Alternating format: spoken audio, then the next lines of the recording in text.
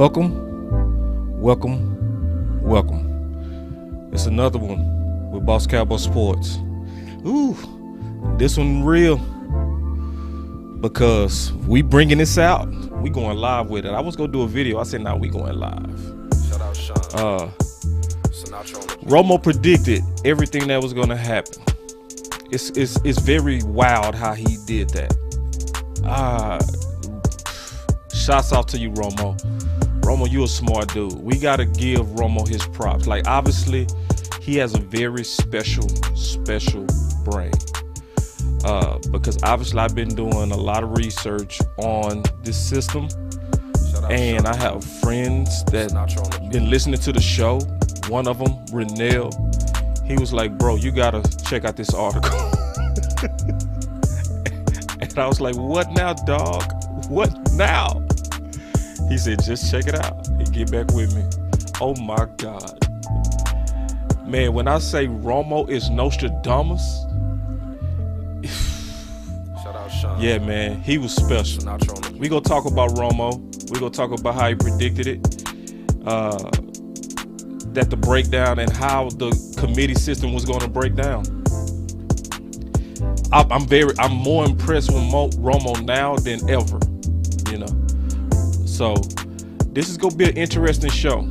This is gonna be one that I hope y'all share, because this one gonna shed more and more light on what's likely getting ready to be one of the breakdowns to the 2022 season.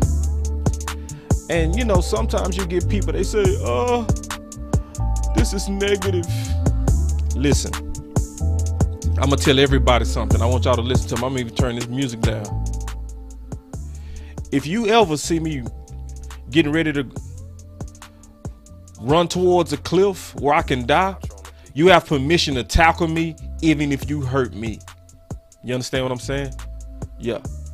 So you can tackle me if I'm headed towards a cliff.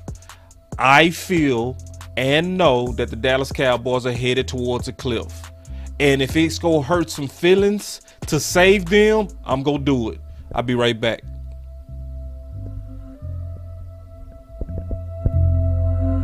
Shout out Shan, man. Sinatra on the beat.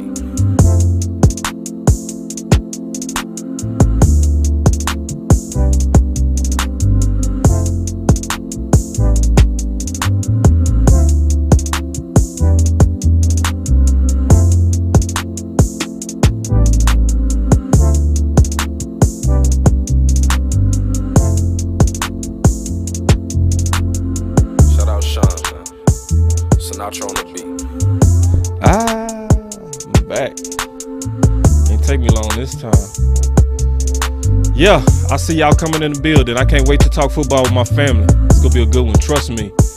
This is gonna be one to share, man. Trust me. I'm not lying to you. I'm not making this up. This is gonna be one to share. Trust me. Because we gonna get into the nitty gritty of what's going on with these Dallas Cowboys. It's gonna be really interesting. All right, here we go.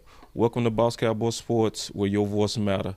Obviously, we're bringing you some quality content. I think this one is very good because I really did discover something from one of my brothers that it was some predictions made. My boy Tyrone Church. Let me take some of these comments real quick. I see some of my friends coming in. I see. So let me greet y'all first. So first we got Albert. He in the house. Jessica, what's up? She got the clowns on. Oh no, what's going on, Jessica? Why you got the clown face? What's going on? That might be an old one. Oh, that's an old one. All right, here we go. She was talking about somebody else. Okay. All right, here we go. All right, give me 1 second. I see what's up. All right, now it's gonna work. Y'all give me 1 second. I had to fix something. Albert, there we go. He said, "What up, boss? What's going on?" Pete said, "Salute, boss." What's going on, Pete? And we gonna talk about that Schultz stuff. I know you kind of got some ideas on Schultz, and I'm open to it. I'm real open to it. I'm even opening up the phone lines. Maybe you can call in. We can talk about it. My boy Nick from Carter High. What's up, my brother? My big brother. I always love talking football with you. He passionate about the Dallas Cowboys. He passionate about the city of Dallas, man. He's also from Houston, but he's a Dallas boy all day. That's my boy. And then my boy Tyrone Church said, I'm lost now. I'm going to catch you up, big dog. I'm going to catch you up. Oh, they saying Lyle Collins on the trading block now? Wow. Okay, I ain't even see that coming. I ain't seen no reports on that yet, so I'll be checking my phone. Greg said, I'm pretty sure Romo knows the Cowboys better than Jerry Jones. After this show, I agree. My boy Renell. Now, Renell's the one that sent me this information.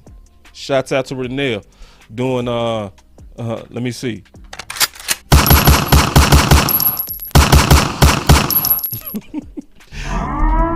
Yeah, shout out to Renell, man. Doing his investigative job, bro. I appreciate it. And you know I'm going to bring it to the light. If y'all bring me some content that's quality, I'm talking about it. Special K, what's up, big dog? I ain't seen you in a while. Good to see you. He said, what up, Boss Cowboy? Yeah. Oh, Lamar say you and Law live at the same time. I wasn't trying to do that, big dog. So do this. Pick one and go back and watch the other one on repeat. I'm going to try not to take too long, though. I'm going to get to the point. And then Greg Fish said, what's the deal, homie? What's going on, Greg? I'm chilling on the big dog. Pete coming.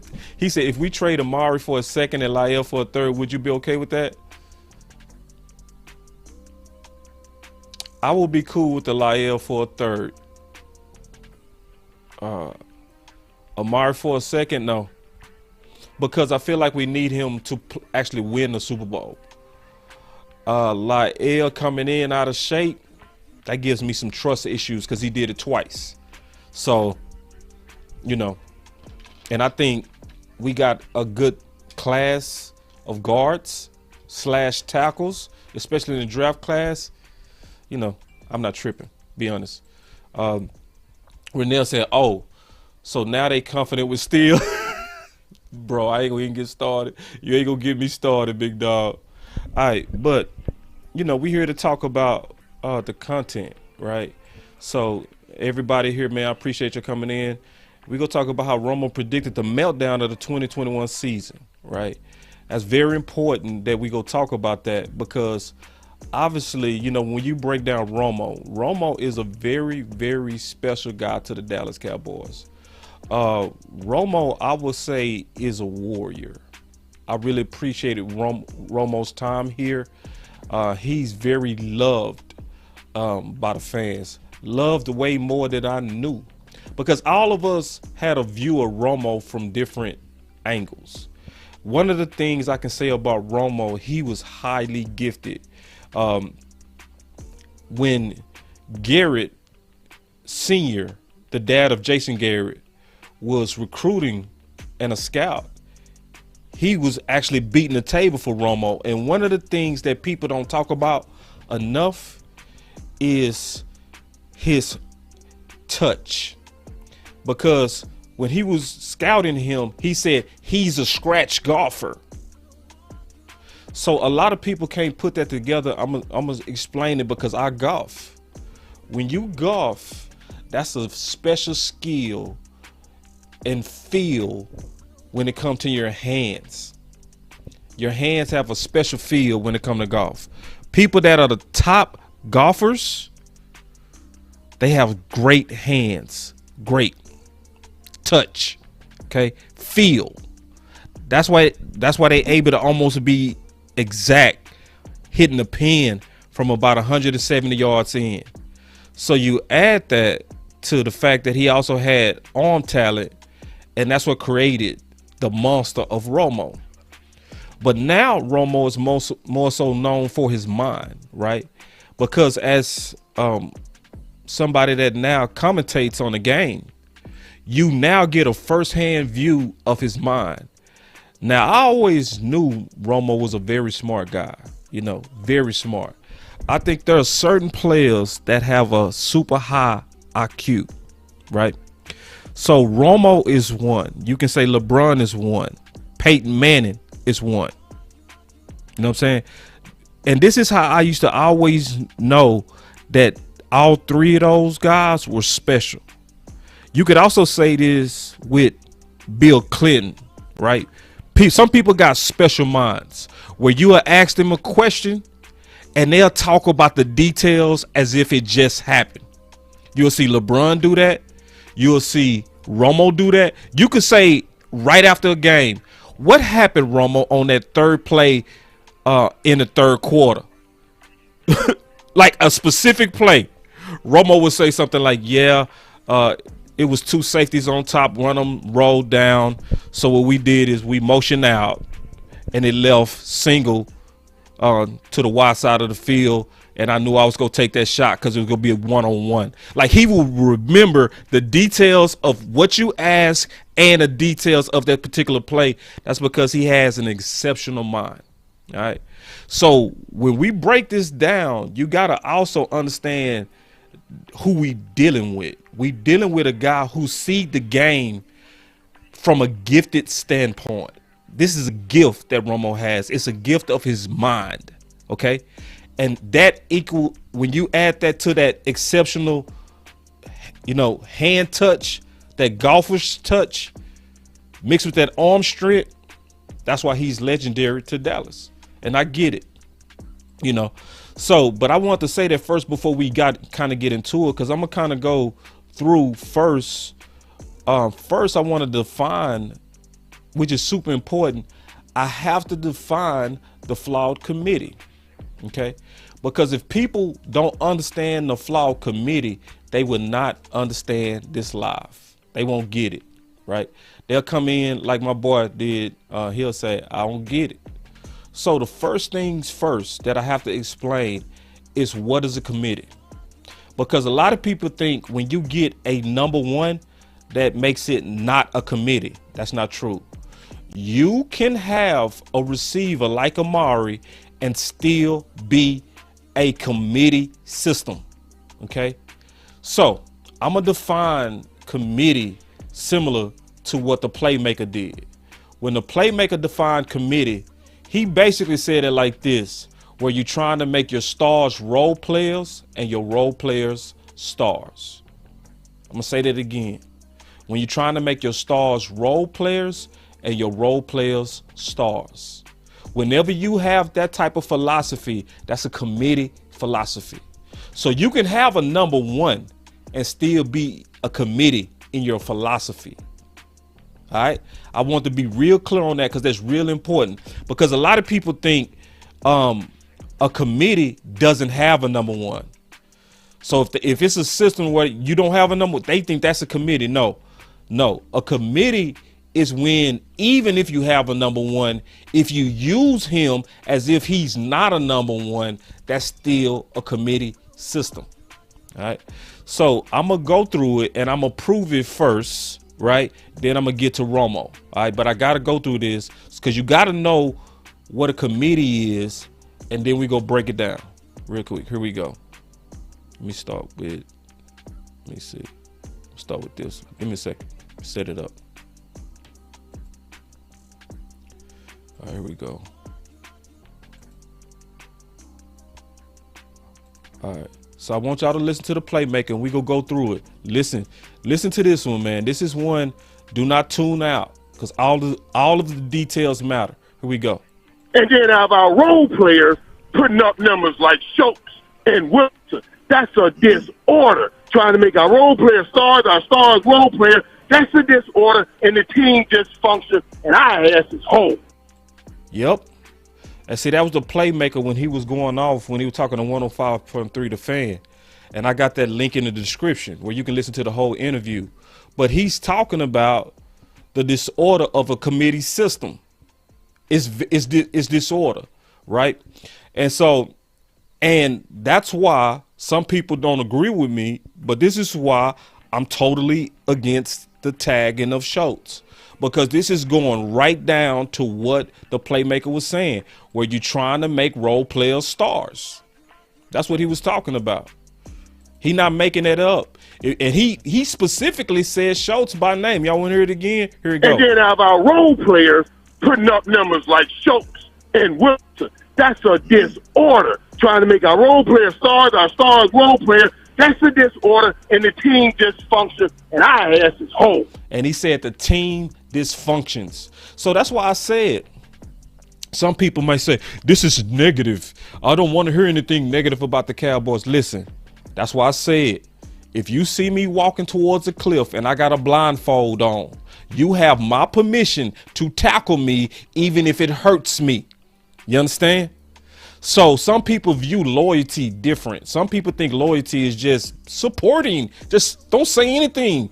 Even if you see them finna fall off a cliff, if they getting ready to walk off a cliff, just support it. See, that's your ideal of support. I'm the person, and the fans of the people that support Boss Cowboy Sports, they want to tackle this idea because they see it's taking this whole window off a cliff. Yeah.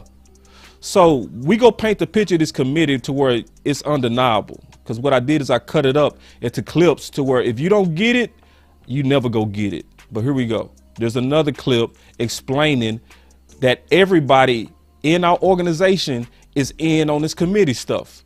Everybody. Here we go. Y'all listen to Kellen Moore. Oops.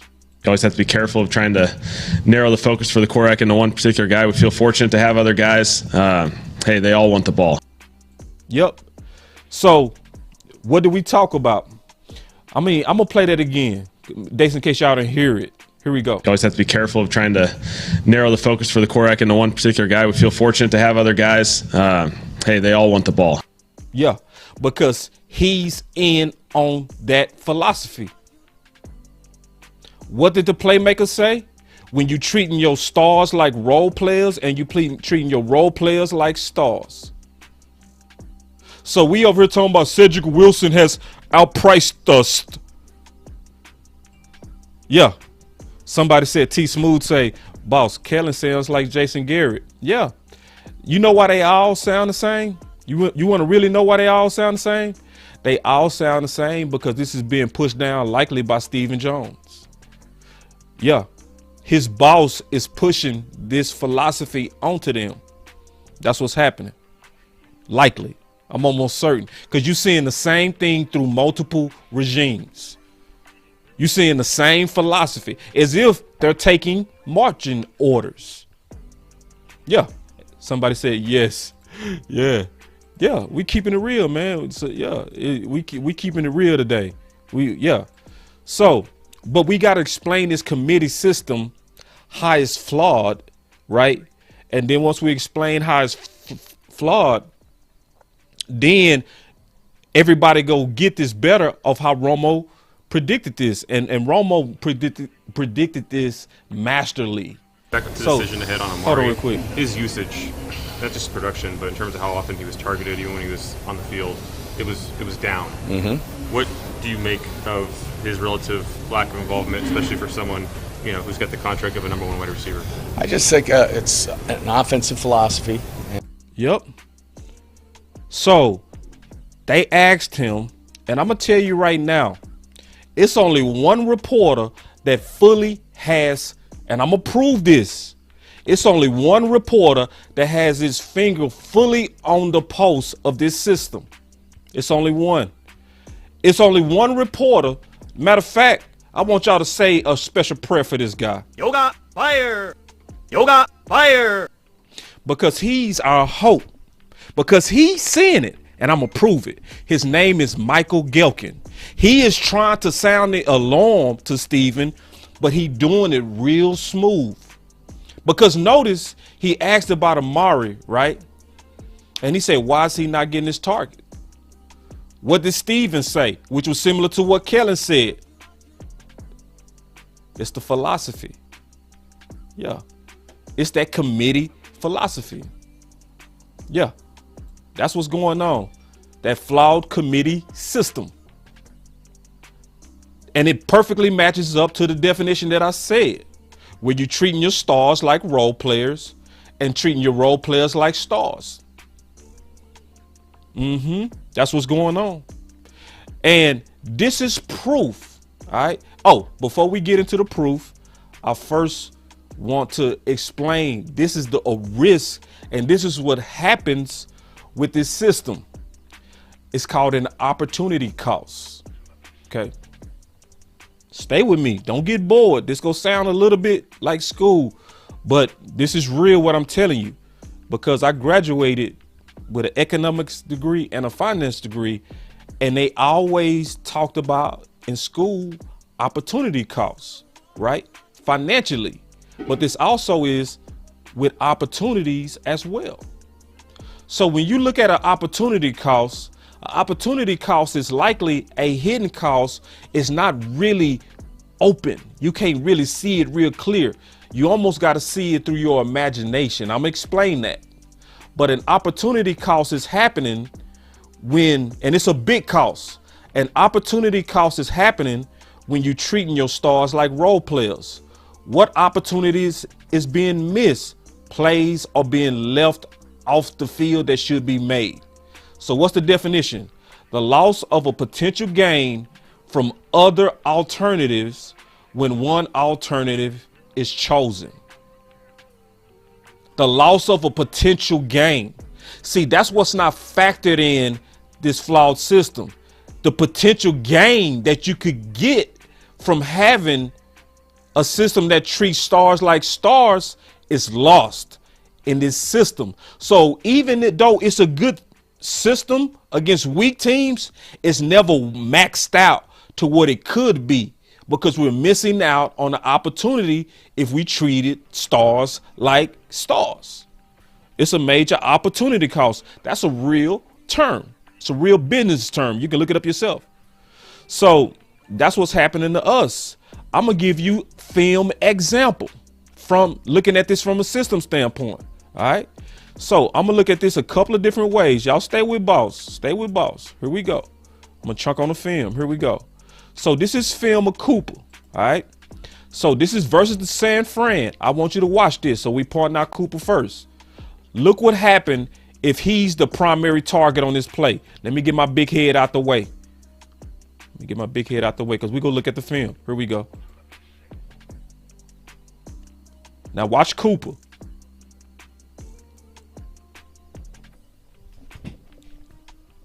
What if Cooper was the first read? This was when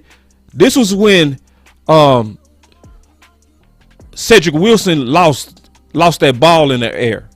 Let's look at Lamb. So we looked at the opportunity. If you would have made your primary read first, Cooper, we already saw what would have happened. That would have been what? Come on now, talk to me in the chat. Let's talk. What would that have been? That would have been 6, an easy 6. You saw it. It's right there on the film. All right. So let's look. Let's look at if Lamb was the primary target. This is critical time. This is the clutch time. This is the clutch time. Let's see if it's Lamb win. If you guessed that Lamb had 4 yards of separation, you was right. Yeah. Now let's look at Cedric Wilson. Let's look at what the defense gave us. So what happened is you go see the guy that's lined up over him. He's go blitz. So the defense is go give him a look as if he's open. But what's going to happen is the safety is going to jump down on him, and it's going to be a confusing look, and it's going to buy them time to not go at the primary reads that was already open. Check it out. So he blitz. Cedric looks open. That's what the defense is giving him. Or is it? It's a distraction. It's a disguise. Because guess what? The safety picked him up. Yeah. Yeah. And so then if you go look at Dak and you put both of them together, right? And you look at, did he have time to get this ball out if his primary read through a smart offense would have been first his number 1? Look at the blitz.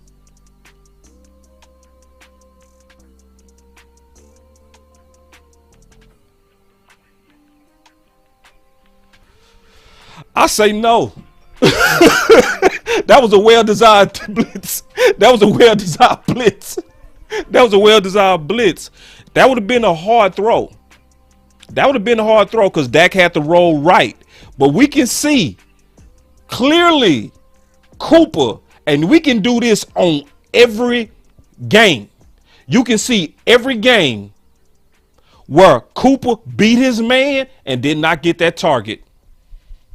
So, and when I say opportunity costs, that's the opportunities that you miss from this type of system. Yeah, because this system is designed to go away from whatever the defense is dictating. So, for instance, they'll say, and then I'm going to show you what Steven said. Steven said, it's our system. So, if you're doubling Cooper, that means the ball should go here. That's what Stephen Jones said, which is allowing the defense to dictate where the ball goes. All right. So I'm really explaining this. This is real. Now let's listen to Stephen Jones. And with, when we had the skilled players that we had, between Kellen and Dak, I think there was a progression of, where you threw the ball. And depending on how the defense played you, it would point the ball to certain places where, hey, if they're going to double over here and they're going to double over the top over here, then that's going to dictate that the ball goes here. So. Yep. That's the flawed system. It's flawed, y'all. It's flawed.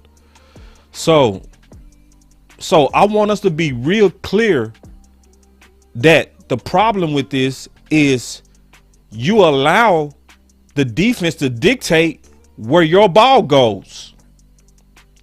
So if anybody wondered why Schultz looked as if he turned up,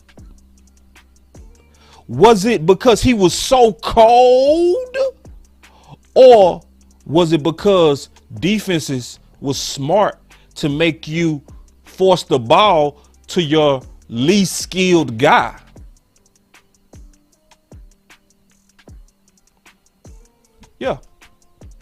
Yeah. Because, see, if I'm the defensive coordinator, this is what I would say about Dallas. I would say I would want them to dink and dunk to Schultz all the way downfield. You know why? Because this team is undisciplined, and eventually somebody's going to hold, and then they're going to have to move the chains back. That would be my strategy. I would take away Cooper and Lamb by giving them artificial doubles to make them target Schultz. That's exactly what I would do. And I would want them, because the guys who can actually explode on the play, where it can be a slant that go to the house, Cooper. So I don't want that threat. What I want is the guy who can't take a slant to the house, right? And I want to wait till the Dallas Cowboys make a mistake. That's how I will play them. And that's how we got played all year. No, I'm sorry, not all year. That's how they got played by the time they figured us out. And I'm going to prove that we got figured out. Romo actually said it. But when I show you what Romo said, boy, I promise y'all going to want to kiss Romo. Y'all going to be like, bro, Romo, I appreciate you. Because he said it early. I like people who warn you early. Don't warn me after I done already fell off the cliff. I don't want to hear you warning. We should have went away from that committee. It's too late. Who are the people warning you early? Who are the people telling you now, bro, do not walk towards that cliff with that blindfold. If I have to tackle you, I will. If it hurts you, so what? But this is best for you because you're walking towards a cliff with this system. And it's obvious because they tagged Schultz. They are treating a role player like a star, meaning they going head first into this system. And let me prove to you even more that Michael Gehlken is the only reporter that I know of that gets it. He fully gets it. And guess what? He got it early. I'm going to prove it to you right now. Y'all give me 1 second. This going to be the bigger book. This going to be the big booger. Y'all check this out. This is real as real can be. Watch this. You mentioned how the Chargers were kind of taking away the deep passing game. Yeah. What's the balance of, as an offense, you obviously want to take what the defense gives you, but is there some level at the same time you don't want to let the defense dictate where you attack them? Woo! Michael Gelkin. Oh my God, man. Y'all, ooh. Man, listen, y'all might not have caught it. I'm going to rewind it. Listen, man, Mike. Ooh. Yoga claim. Man, he smashed that question. Listen. You got to listen close, though. Listen. You mentioned how the Chargers were kind of taking away the deep passing game. Yeah. What's the balance of, as an offense, you obviously want to take what the defense gives you, but Because he talking about his system. He said, yeah, we know you want to take what the defense gives you, but then he gonna say, what's the balance between not allowing the defense to dictate where the ball goes? He said that September 20th. Man, listen to this. This is right under our nose. Most of us missed it. Yoga fire. Listen. you mentioned how the Chargers were kind of taking away the deep passing game. Yeah. What's the balance of, as an offense, you obviously want to take what the defense gives you, but is there some level at the same time you don't want to let the defense dictate where you attack them? Ooh. Michael, thank you. Michael, thank you. But this is the worst part. The answer is his answer. The worst part is Kellen Moore's answer. Y'all listen to this. Yeah. Aggressively take what they give us. Oh my God. So Michael just asked him straight up, is there a point to where you don't want to allow the defense to dictate where the ball goes? Kellen Moore's answer is aggressively take what the defense gives us. With a smile.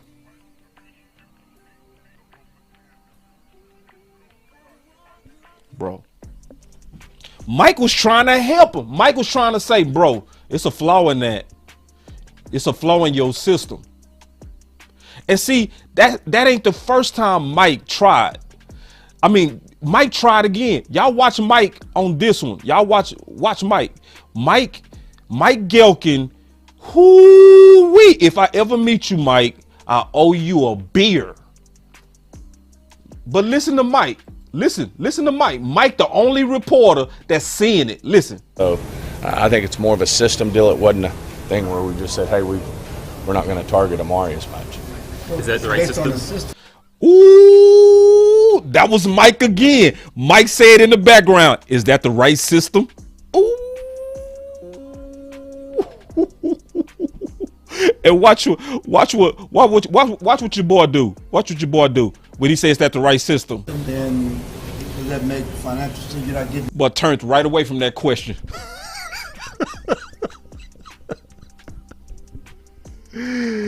Yeah.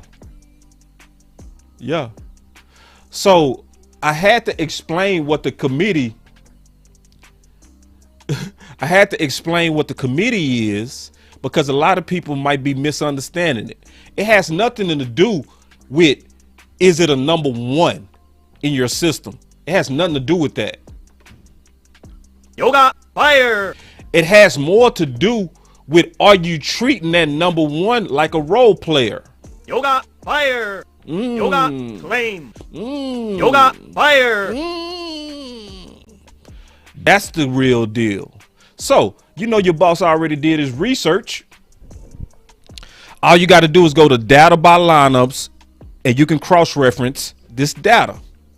I triple checked it. It's right. This is going to piss some of y'all off, and it should. What you will see from this chart, right? What you will see from this chart is that the Rams actually got smarter with Cup. Okay. I did a video in 2019 with West Coast where I was explaining in an article that I wrote, and I'm gonna show this article maybe next week, where I said Kellen Moore can do more with less, right? And I was basically doing wordplay. It was wordplay. I was saying he can do more with less. But what I was saying is he can do more on his offense by going away from or doing less of the dumb packages. Packages where you don't have your best players on the field. Because that creates an opportunity cost. When you don't have your best players on the field, that creates an opportunity cost.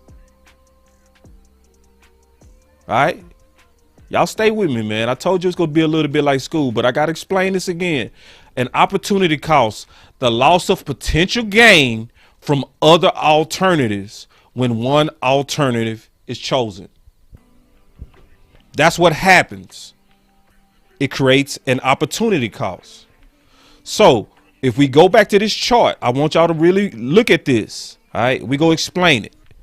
On the left side, it's the percentage of team snaps. On the right side of per player is the average targets per game.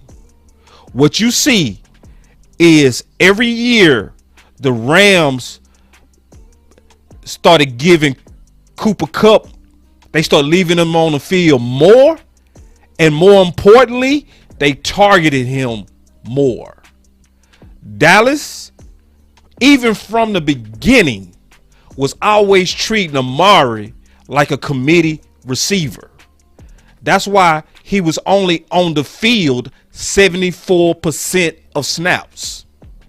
If you compare Amari to other top receivers, other receivers in the NFL was in the game 95 to 99% of the time. They kept their playmakers on the field and targeted them. You can clearly see in 2021 that he was on the field less and targeted less. They treated a star like a role player. And that's why you got Schultz having the equal amount of targets, which is a shame. He had an equal amount of targets as the number one. That's a flawed system. So we go listen to the playmaker one more time. Then we go get into the article with Romo. We go get on out of here. But y'all check this out, man. Y'all check this out. Because, see, this should come all together now. It should be real clear. Check this out. The playmaker. And then have our role players putting up numbers like Schultz and Wilson. That's a disorder. Trying to make our role players stars, our stars role players. That's a disorder, and the team dysfunction, and our ass is home. And then he said, and the team dysfunctions.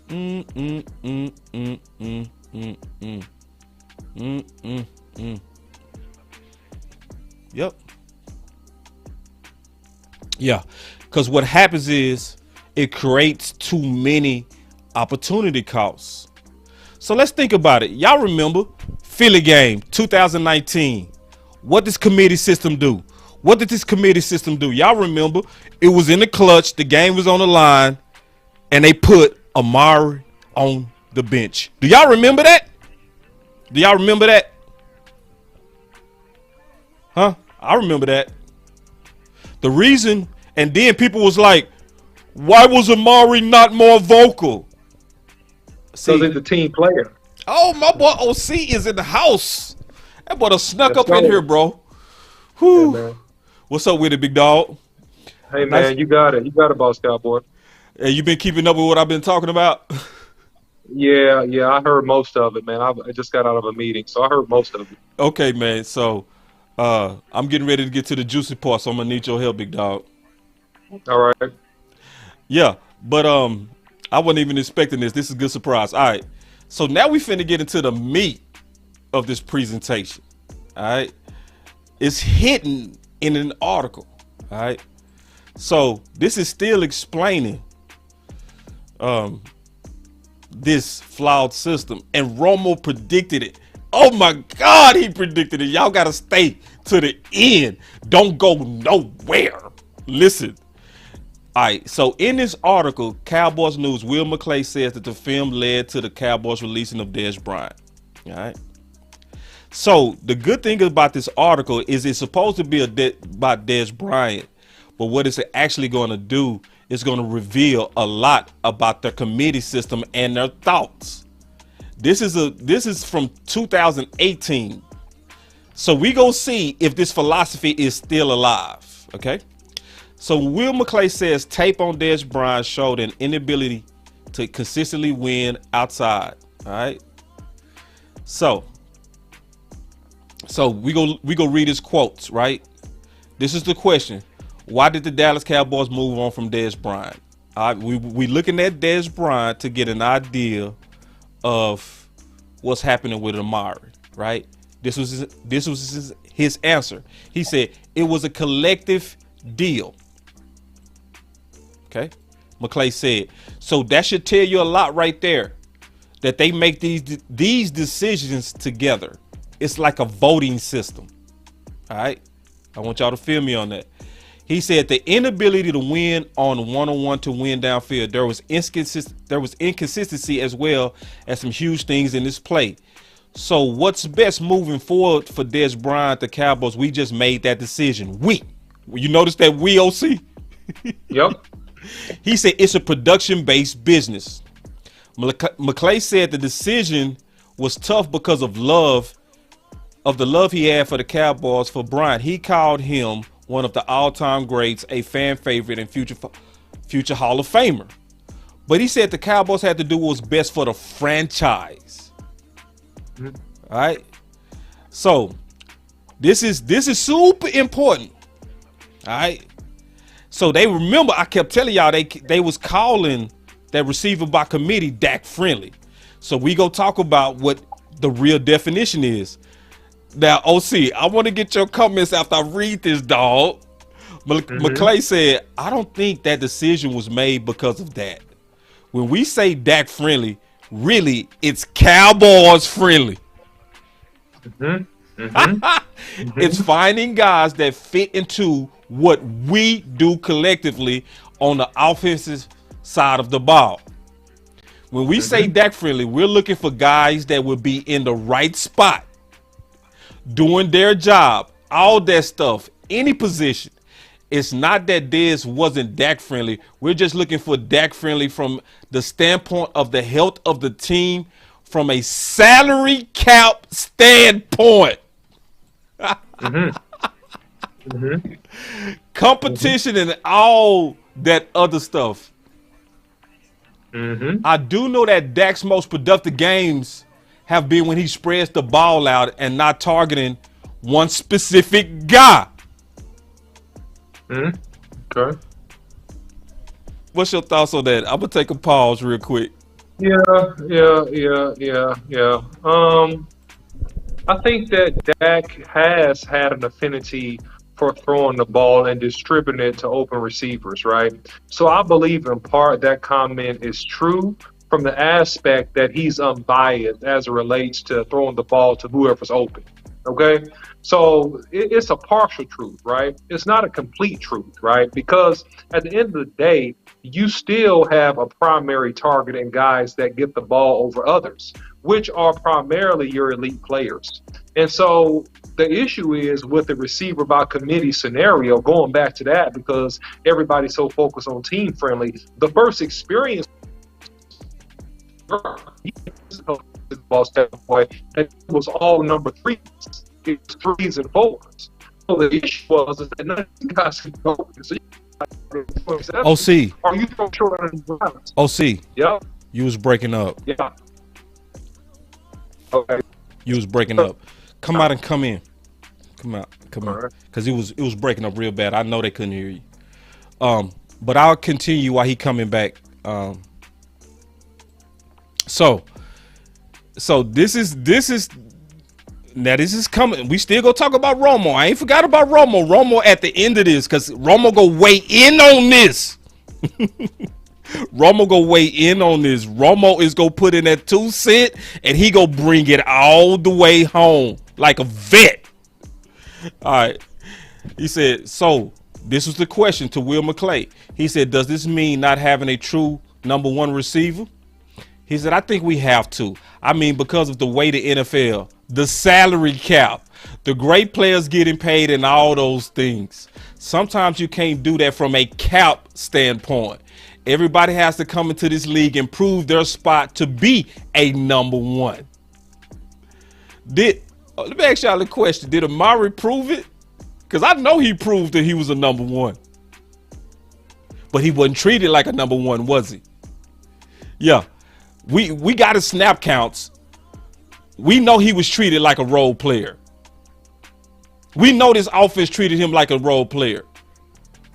Yeah, this offense treated him like a role player. And guess who else is treating like a role player? Guess. CeeDee Lamb. CeeDee Lamb also getting treated like a role player. See, we think moving off from Amari is going to fix us. No, it's not. If we don't fix this committee stuff, even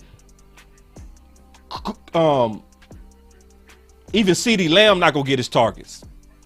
He said one anyway, even guys that are drafted in the first round or whatever. There's times you go through the paces and the number one will rise to the top if you got good competition. For our offense and the way we want to do things, that just fits what we want to do right now. Remember, he said that's what I want to do right now. They ended up abandoning what he said we want to do right now. Oh, so you want to try that committee right now. Guess who rescued you out of this trash? Amari. When you put a number one in your committee, even though you still treated him like a role player, he was so good that it still brought everybody up.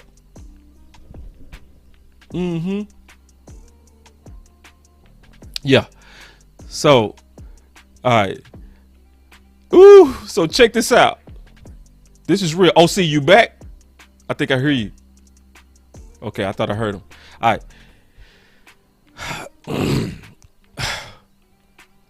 So, Jory Upstein said this. Not sure who Dak would throw to. That's a good thing because they was selling it. They was selling it. They was selling this committee stuff. It's going to be a good thing. Nobody's going to know where the ball is going. We're going to be able to attack you from multiple places. Bing, bing, bing, bing, bing, bing, bing, bing, bing, bing, bing, bing, bing, bing. It didn't work. It didn't work like that. Yeah, in theory, it sounded good. Yeah,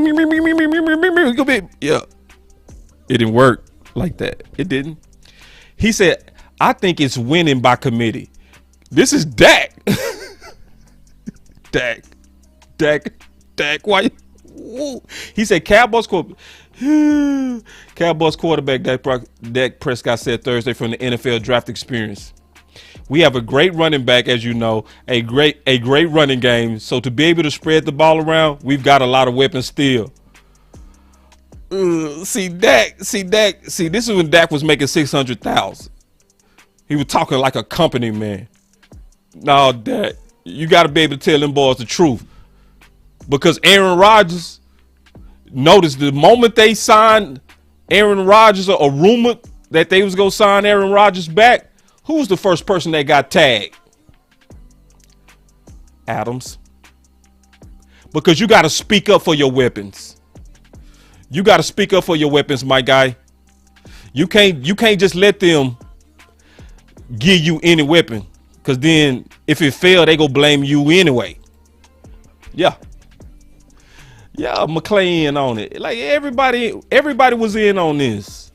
Because they boss is pushing this. That's what we got to understand. The boss man, Stephen Jones, is pushing this. That's why we got to pray a special prayer for Michael Gelkin. Yoga, fire.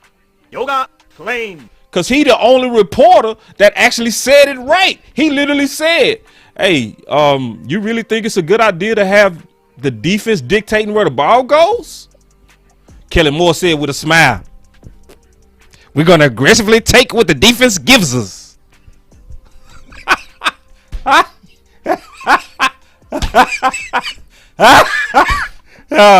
Sometimes you gotta laugh to keep from crying. I ain't gonna lie to you. Ooh, Ooh-wee. Now, this is the good part. Let me put my homie up here while I read his quote. Romo to save the day. This is Romo's quote. Ex-quarterback. Thank you, Romo. I'm already thanking you for this. Ex-quarterback Tony Romo said that could work to Dallas' advantage, right? Now listen to the whole quote from Romo. Romo, thank you, my dog, because he said early what the risk was.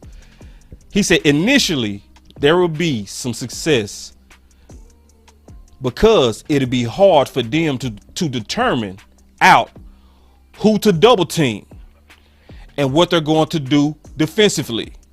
Romo told WFAA Mike Leslie on Monday from a local U.S. Open qualifier. So he was playing golf. He said it's going to be a little more random. But, see this but? This is what people gotta, it's the but. It's the but. This is the key statement. He said, but what happens? See, because everything else that he was talking about was theory. But then what he said here was reality. He said, but what happens is when the tape gets out there throughout the season, it gets a little more difficult offensively because now you have tendencies. So let's go back. Let me see. Oh, okay. Oh, see, he's working on coming back. Let's think about what happened in 2021 from this system. Think about it. What happened? First 7 games, 6-1, hot, whoo, and we bragging. We taking what the defense gives us. We taking what the defense gives us. By the second half, them balls is like, oh, so they take what we give them. Let's give them a fake look. Let's do that. If we want to take away Cooper, let's just look like we doubling Cooper. Let's go take him away. And they figured out the tendency. So everybody like, what happened? The first half, we was rolling. We was running the ball. We was doing good. We was taking what the defense gives us. Now all of a sudden, the second half of the season, people saying Dak couldn't figure out cover 2. Too high shell. Listen, I talked to Jesse Holly about this. All right, we talked about this. It is not cover 2 that's giving this offense problems. I want to repeat that. Cover 2 is not giving this offense problems. It's the disguises from these defensive coordinators giving fake looks because they trying to drive the ball. Like the OC said, it's dictating where the ball is going. You're allowing the defense to dictate to the offense where the ball is going to go. And Romo warned. They missed the warning. He predicted it. He said, yeah, they gonna figure out them tendencies when you try to go to a committee. When you try to make stars role players. Why do you think Romo was like he was? Now I get it even more. It was 4th and 1 in an NFC championship game on a Dez catch. Romo said, nah.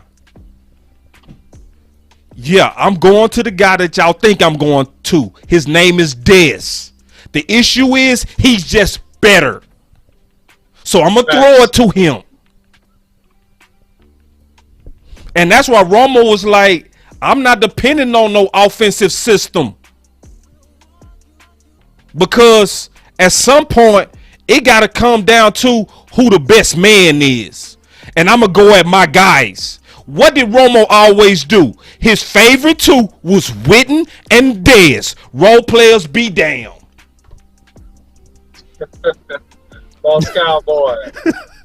Hey man, look, do I need to double down on that? Just Go! tell me, do I need to double down on it? Because we can take a short walk through NFL history. Go! All right. Okay. Who did Brett Favre throw the football to when he was playing, when he was healthy? Oh, Was it Sterling Sharp? yeah. Okay, did we know he was gonna throw the ball to Sterling Sharp? Yep. Did he still throw the ball to Sterling Sharp? Yep. Okay. What about John Elway? Ed McCaffrey? Did he throw the ball to Ed McCaffrey? Yep. Him and Shannon Sharp all day. Okay. Did we know he was gonna throw the ball there? Fire. Yep. We knew it. Claim. We knew it. Let me give you another one. Mm-hmm. This is history, okay? Mm-hmm. Ben Roethlisberger, Heinz Ward. Did we know he was gonna throw the ball to Heinz Ward? Mm-hmm. Mm-hmm. Did he keep on throwing the ball to Heinz Ward? Mm-hmm. Yeah. Okay. Let me make it even more current. Juju Smith-Schuster. Do everybody in the league knew he was gonna throw the ball to Juju? Yes. Did he keep throwing the ball to Juju? Yes. Okay. I quit. I'll stop. I keep going, man. I keep going. Aikman, when it was on the line, did we all know who was gonna get the ball on third down? Yeah. His name was the playmaker. Did they stop it? No. It was 1 year, 90% of the playmakers' catches was for first down. That's a fact. Very predictable. Extremely predictable. You couldn't stop him. You couldn't cover him. You throw the ball to the people that win. Yeah. And so it's right in our face. And then we think, oh, getting rid of Amari. Oh, we gonna be okay. No, we not. Because it's gonna be the same thing with Lamb. This is the only thing. If they get rid of Cooper, this is what I predict will happen. To be right, they go give Lamb a bunch of targets next year. It's gonna be a bunch of targets. They go target him up next year. But when it's time for him to get paid, you gonna see a chart that's gonna look just like this.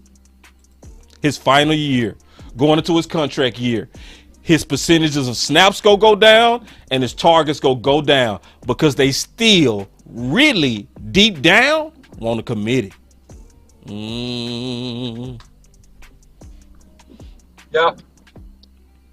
Yeah. So well, at the end of the day, man, here's the thing, though, too, and I'm gonna say this, and I wish Lamb the best, but this is something that's really important. Lamb is gonna have to be able to get open at the same ratio that Amari Cooper was able to get open. He's gonna have to precise and have the details on his routes to a point to where he can get open for the Cowboys to be right. Because here's the deal: he's gonna draw double teams. He's going to draw the double team now because now he's the number one. And then the contention is going to be take Lamb away, and then we'll deal with everybody else. I ain't worried about a Gallup. He got to prove it. About Cedric, okay? He's right. So he's got to win. So it's going to be a mountain of pressure on CeeDee Lamb if they make this move. And it's really unfortunate for CeeDee Lamb, to me. It's really unfortunate. Let's talk about that. Well, first, why do you say it's unfortunate? Then I want to talk about that. You go into that. It's unfortunate, man, because he would have had at least another year to develop and work through the kinks in his game versus being thrust into a position that he may not fully be ready for. It's easy to break tackles and to win on the second DBs, man, and win underneath and win when somebody else is drawing coverage like Amari Cooper has. For him, his first couple of years in the NFL, it's much easier. It's a difficult task when you the man and everybody's gunning for you. And they game plan for CeeDee Lamb, that's true, but he wasn't the feature of the game plan. You had to account for Amari Cooper, and that's why it's unfortunate for him. You know, that's funny because I was thinking the same thing, but a little bit different, OC. All right. Because I was, bracing myself in case they get rid of Amari. You know what I'm saying? I'm still holding out hope that they don't, right? Hopefully, with him coming out saying, hey, y'all can restructure me to free up some money. Hopefully both sides, cool down, especially the front office, cool down and come to their senses and keep them. But if they don't, I was thinking they have to be aggressive, OC, at creating a number one out of CeeDee Lamb and doing it very strategically, having a year plan.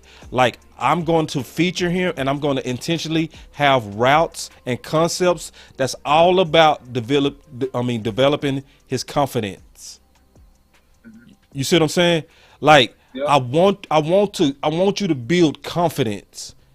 And this would be the worst thing that the Cowboys could do. I would hate for them to go out there, lose Cooper, and then parade Lamb as he's the new number one. Y'all wait till the 22. I would want them to be quiet. Don't feature him. Let him do it on the field and let it be all about football. You know what I mean? Because if you're going out in the public, he's our new number one. He's the new number 88. That's putting more and more pressure on him. Yeah, they go sell it though, boss. You know they're gonna be quiet. They go sell it. Yeah, they go sell it, bro. You know they go sell it. Yeah, I do. So at the end of the day, man, Amari Cooper. I mean, look. See, if they do this, CeeDee Lamb is just gonna have to straight boss up. And I have a strategy because I put a lot of thought to this about how to do this with CeeDee Lamb. It's not so much just the routes. It just he gets excited and gets into the game when he touches it. So you can use him a little bit like a Debo Samuel. Oh. You need to try to use that boy like a Debo. No. That's what you need to do. You need to give him jets. You need to line him up in the backfield. Give him a couple touches as a runner. You need to let him mix it up in the screen game and then use him downfield. You got to use him as a jack across different schemes with different teams. And I think that's going to boost his confidence just by getting him touches. Because if you just leave it to him running routes, I'm going to tell you, with them doubles, he may not get open. I'm going to tell you the truth. He might not get open, boss. That's what I'm looking at. I think he can. I know Amari's more explosive. I know that. But I think CeeDee Lamb is a dog himself, bro. I think what was going on with Lamb is concentration drops. I think he a dog, bro. I think he a dog, and I agree with you. And I ain't no shade on this game, but I'm just talking about the next level of pressure that you deal with. Yeah, being doubled all the time. It's just different, man. It's different. And he going against the best corners. Every week. Yeah. Every week with no relief, bro, because you don't got you got a lot of question marks about the health of your number two, which we anticipate, the re-signing of Michael Gallup. So especially, man, that's a lot of pressure. And I don't think that we should underestimate that, Boss Cowboy. I think we got to be real careful and measured about how we measure the situation. That's just my opinion. I'm with you. And I got a little bit of pushback. I got just a little bit of push. Yeah. I do not want CeeDee Lamb used like no Debo Samuel. No. Right. And I'm going to tell you why. I definitely agree with you that he could, but his body frame, I don't trust it, OC. I don't trust it. They built different. You know what I'm saying? I think we already got a Debo Samuels. His name is Pollard. You know what I'm saying? His name is Pollard. Like, Pollard is built for the physicality of that backfield. I don't trust no 240 linebackers running into no 190 receiver. I don't trust it. I just don't, bro. I think it would be doing too much. Now, on your jet sweep, I agree. I totally agree. Screens, totally agree. Stuff to give him the ball, just give him the ball. Get his confidence going. But don't put him in the backfield no more. I don't want to see that. Well, what I meant, though, is this. You can get him in the backfield, not in the power run concept like the San Francisco 49ers use Debo in, but on your toss and your lead pulling concepts. Because now he's going to be sprinting toward the edges of that defense. You see what I'm saying? He can use his athletic ability. So just to clarify my point, that's the sense I meant. Like, I don't mean giving him dives up the middle or giving him power tosses or zone plays. Like, no. Get him toward the edges, but mix him around in different scenarios to give him the football in different situations, giving him the opportunity to make plays and get involved. That's what I see. I'm with you. Well, I tell you what, I want to say this, bro. Some people don't like what we're talking about because, you know, they view this as negative.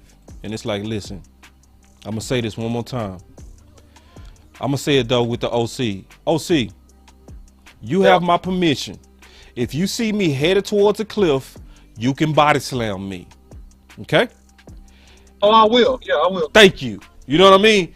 I wouldn't want you to let me head towards destruction and not say nothing. You know what I mean? Yeah. A lot of people don't understand what we do on this channel. Like, yes, we go focus on the problems because we do feel like if we can fix these problems, it moves us closer to 6. So, yes, we have been spending a lot of time on culture. Yes, we have been spending a lot of time on this system. You know why? Because nobody talking about it. And I think something that we need to talk about. But go ahead. All right, so yeah, something I think we need to discuss, boss. We need to probably do a video on this that we had not discussed is the ramifications of what happened with COVID and the salary cap. Because the Cowboys were anticipating, and it was projected to be a cap of like $215 million. It ended up being a cap of around 188, somewhere in there. So the Cowboys were not properly, in my opinion, insulated and planned properly to deal with the reduction of that salary cap. And now we're facing the ramifications of it with the mad scramble of the restructure of a lot of contracts and cutting of potentially people that we shouldn't cut. So I think that plays a key role in some of this stuff that's going on, and we probably want to try to address that too. Well, I can address a little bit of it now, but we can do a video on that with more numbers. Okay. But I say this, I'm not buying it. Nope. I'm not buying it. Because it was a time we had $90 million in the cap. And you know what we did? We wasted most of it by running up Dak's price. That's what killed the cap. That killed the cap more than anything. They scrambling more so because of what Stephen Jones did to his own cap. On the cool. That's true. See, think about it. Not talking to you, but talking to everybody else. But man, come on, man. Not you, but God dog. This dude tagged Dak. And people, and see, when you tag a player, every cent of that comes out of that year's salary cap. That's why I hate the Schultz tag. I hate it. They tagged him going into free agency. A role player. But when they tag Dak, and see that's see, I'm gonna go back to Schultz, then I'm gonna go back to Dak. You tag Schultz, that's why you scrambling. That's why you can't sign punters. Cause you put $10 million off your books while you're negotiating with a role player. We gotta get his contract. Why you gotta get his contract right? What about him make you think you gotta get a role player contract right? You get rid of a role player, or you bring in competition. You don't tag a role player. But that's his management. That's him. That's how he managing the cap. And then he put $31.4 million on the tag on Dak and got 4 games out of it. 4.5 games, he paid $31.4 million. Where would we be right now with that $31.4 million? Where would this team be? Yeah. Okay, and that's not even it. It's also the fact that you could have signed Dak for $28 million. Yep. So add the 31 to the $12 million per year that he wasted on playing hardball with his quarterback. We talking about Stephen Jones by himself threw away 60 to 70 million dollars, and then got the nerve to be like, well, if we would have paid Dak all this money. Oh my God. Every time he say that, I'd be like, boy. So Yeah. I ain't feeling. Yeah. No, boss. Look, he pretending to be scrambling. OC. He pretending. He could pay all these boys. This is rich guys doing what they do. Oh, I ain't got the money. I ain't got the money. You know, the cap is real. The cap is real. We can free up 70 million, but we won't. But it's real. I gotta protect 2025, OC. Don't you understand? Hey man, you bring up impeccable points. Hey, look, when you bring up the money he wasted on the cap with Schultz, even with Schultz and with Dak and with Dre, look, that case closed. Case closed, man. So yeah, you're right. You're right. You ain't gonna hear peep more out of me about that. You're right. Yeah. Man, he had the opportunity to do this and get this stuff done. And what it just reminds me of is that he played Russian roulette. Yep. And he lost. Yep. You played Russian roulette and he lost. That's what happened. You played Russian roulette when you didn't have to play Russian roulette and you lost. Oh man, that's what happened, bro. And now other people and the team and the fan base, we're dealing with the fact that you lost playing Russian roulette in a situation with a young, talented quarterback that you didn't have to play Russian roulette with. You didn't have to do it.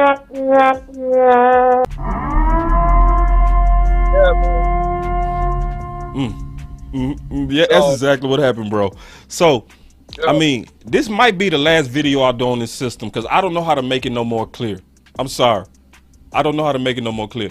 If Romo prediction don't do it, I don't know. It's nothing else we can say, OC. It's nothing else. I think we've sounded the alarm enough. I don't think you can go any further. Yeah, I think we did the part. Yeah, I think we did our part, big dog. So the only thing is we need y'all to share it because we're not talking about this no more.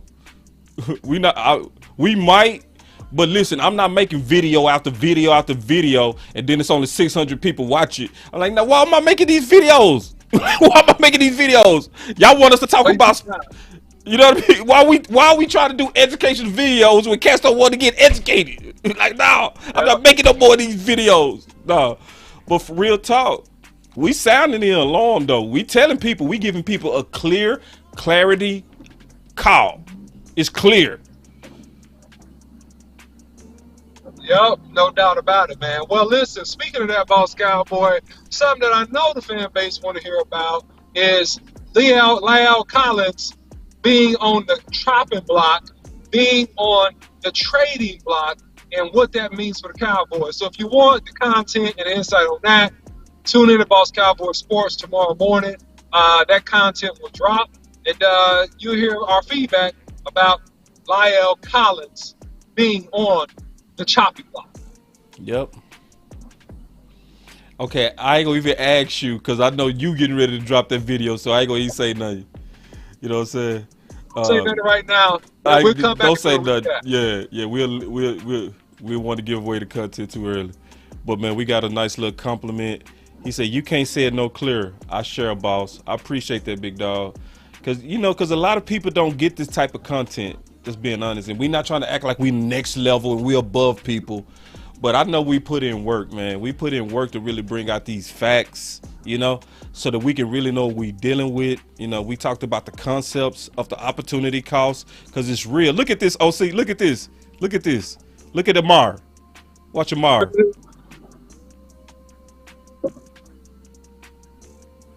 Dude, he had him beat by 7 yards. And we threw the ball to Cedric Wilson. Yeah. So the opportunity cost is real. It's real. It's a cost to having a committee system. It is. It's costing us. I don't care if we number one. We the number one offense. We the number one out. We would be better than what we are. We would still be better than what we are. We're the number one. We're number one. We're number one. The number one offense. We trash as trash can be when we circle that team on the calendar. What's your final words, big dog? Hold on. Let me take this comment. I gotta take this comment real quick before we get out of here. He said, "Liar has value. Don't kid yourself." I agree. Yeah. He has value. He has value. Mm-hmm. They all have value. We just got to establish what's the value based upon the current state of affairs. And that's all I can say. Yeah. And I say this too. I'm going to be all the way honest. When you come in and count twice out of shape, that should give anybody trust issues after they paid you. Man, look, I'll tell you a personal example, real life example, and it'll help you understand. Backing up Boss Cowboy Sports, I played with a guy who was really talented in college, and I mean he was a humongous guy, and he would come to camp, over 370 pounds, and so we had to work to get him down to where it was healthy for him to be on the football field. But he was more than 350 pounds, could run a 5.140, was strong, all that stuff. But he was never quite in condition. He was so talented, even though he was in bad condition and had to come out of the game because he just was tired, that he still got invited to several NFL camps. But he ended up getting washed out. Why? Because he wasn't in condition. And talent is one thing. Being in shape, anybody can do it. That's just effort and consistency. That's just prep. Has nothing to do with your talent level. Has nothing to do with your skill level. Has nothing to do with even really being smart. That's just consistency and just a decent work ethic. So I'll leave you guys with that. And so a lot of situations that some players get into, not all players, but some players, we have to be honest and say that sometimes you do things to yourself. Right? You do things to yourself. So if the OC gained 50 pounds, I can't blame Boss Cowboy for being unfair and telling me that, hey, man, you need to watch your health.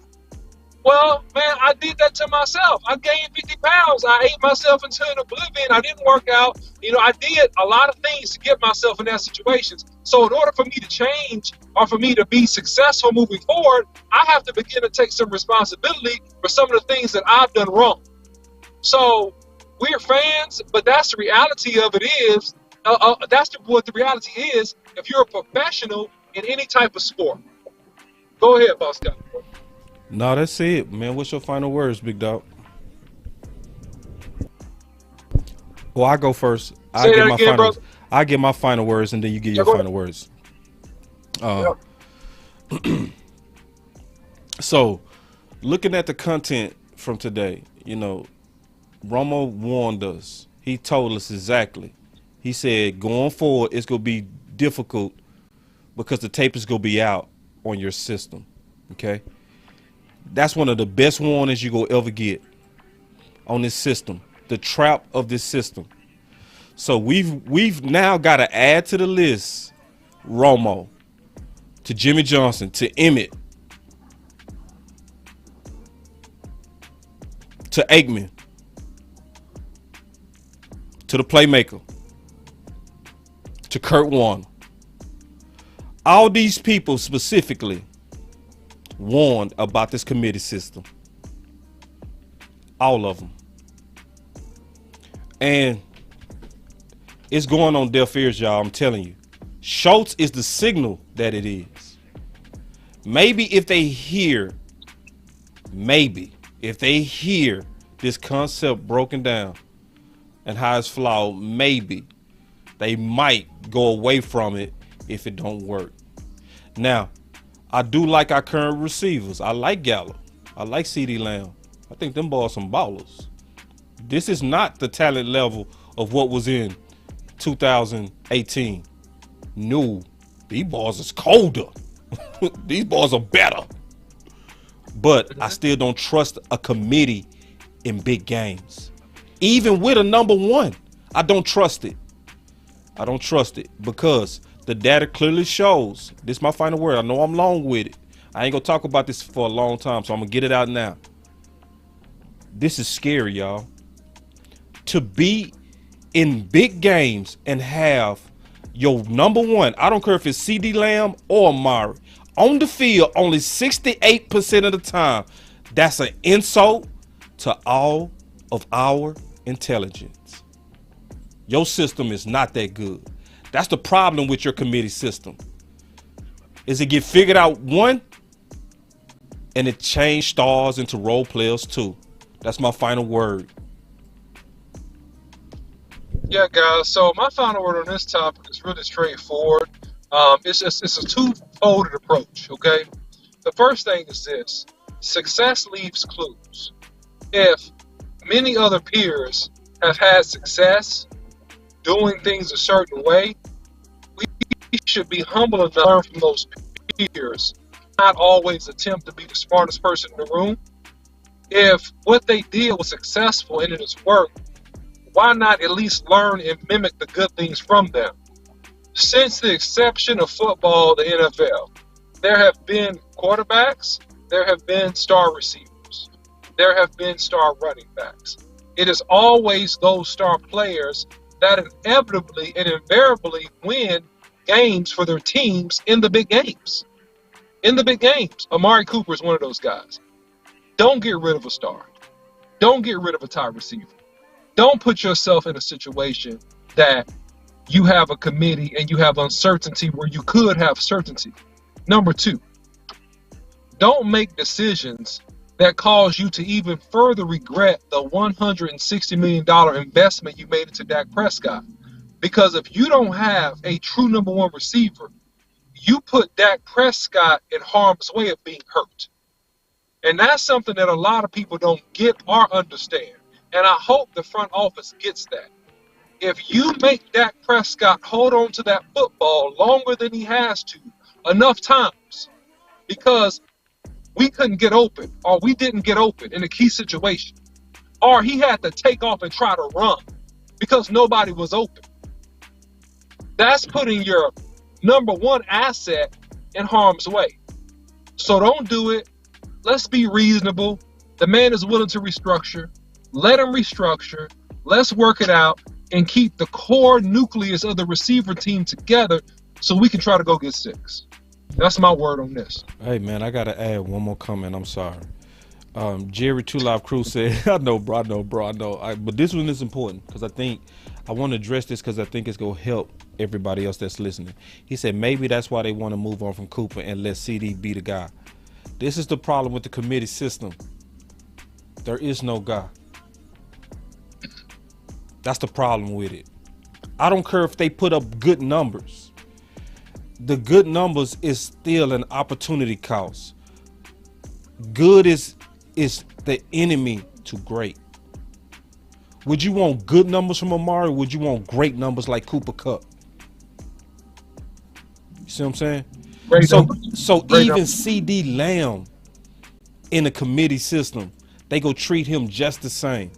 They go ramp him up next year because they go want to look right if they move on from Cooper. They go give him a lot of targets, but they go away from him in his contract year, just like they did with Cooper, because they still go be leaning on that committee.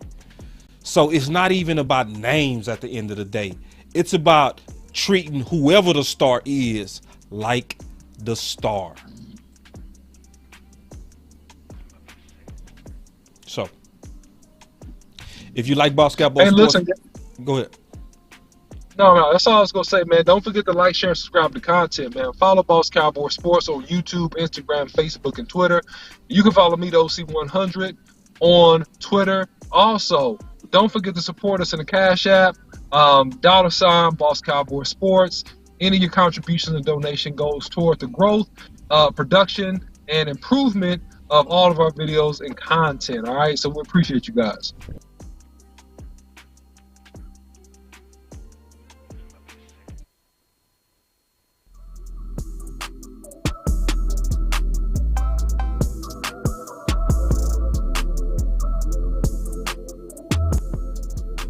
Boss Cowboy Sports with where your voice matters.